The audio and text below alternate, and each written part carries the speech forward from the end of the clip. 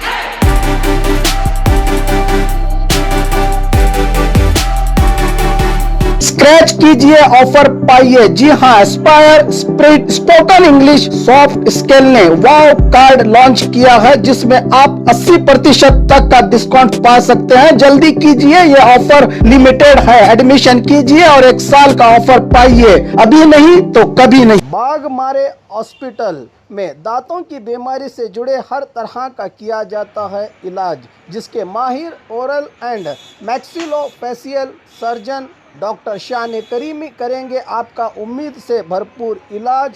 तो आज ही विजिट कीजिए बाघमारे मल्टी स्पेशलिटी हॉस्पिटल, सकाफरोजा सरकारी उर्दू स्कूल नंबर 4 के पास।